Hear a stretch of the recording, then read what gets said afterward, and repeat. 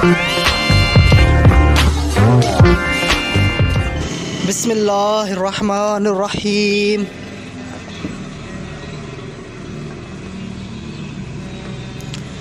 قبر کی پہلی رات کا منظر کیسا ہوگا؟ یہ ایک ایسا سوال ہے جس کی تلاش میں ہر دوسرا شخص نظر آتا ہے۔ آج ہم اس سوال کا جواب آپ کے لیے اسلامی نقطہ نظر سے لے کر حاضر ہوئے ہیں۔ اس کے علاوہ آپ کو یہ بھی بتائیں گے کہ آخر قبر انسان کو کیسے پکارتی ہے، کیا یہ پکار انسان کو سنائی دیتی ہے؟ قبر کی پکار حضرت ابو سعید خدری سے روایت ہے کہ سرور کائنات صلی اللہ علیہ وسلم نے فرمایا، لوگوں لذتوں کو ختم کرنے والی موت کو کثرت سے یاد کیا کرو۔ قبر ہر دن اپنے مردوں سے خطاب کرتی ہے، اعلان کرتی ہے، میں غربت اور تنہائی کا گھر ہوں، مٹی اور کیڑوں کا گھر ہوں۔ جب مومن کو دفن کیا جاتا ہے تو قبر اسے مرحبا کہتی ہے، خوشخبری سناتی ہے کہ میری پشت پر چلنے والوں میں تو بڑا محبوب تھا، آج میں تیری ہو گئی ہوں اور تو میری طرف آ گیا، تو اب میرے احسان کو دیکھ لے گا۔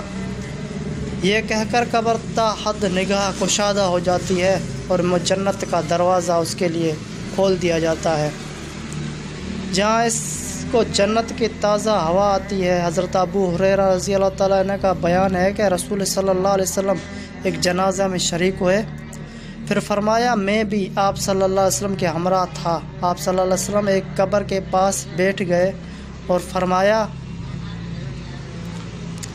یہ قبر ہر دن بآواز بلند کہتی ہے، اے آدم کی اولاد، تو کیوں مجھے بھول گیا؟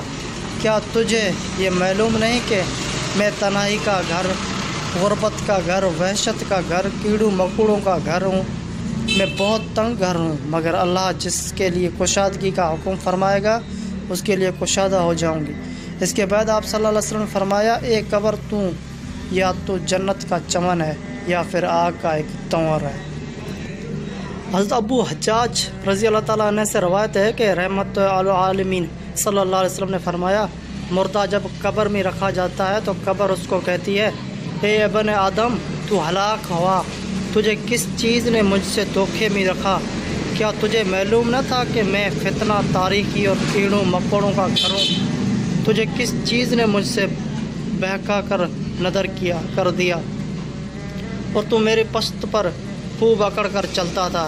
اگر وہ مردہ نیک ہوتا ہے تو اس کی طرف سے قبر کو جواب دینے والے جواب دیتے ہیں، اے قبر تو دیکھ تو صحیح ہے، اس کے اعمال کیسے ہیں؟ یہ اچھائی اختیار کرتا تھا اور برائی سے باز رہتا تھا۔ یہ سن کر قبر کہتی ہے کہ بے شک یہ نیک تھا، اب میں اس کے لیے سرسبز ہو جاتی ہوں۔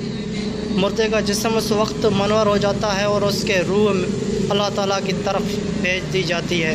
حضرت عبداللہ بن عبید رضی اللہ تعالیٰ عنہ سے روایت ہے کہ رسول صلی اللہ علیہ وسلم نے فرمایا، مردہ قبر میں بیٹھتا ہے اور ان لوگوں کے پیروں کی آواز بھی سنتا ہے جو اس کے جنازے کے ساتھ قبر تک گئے ہوں۔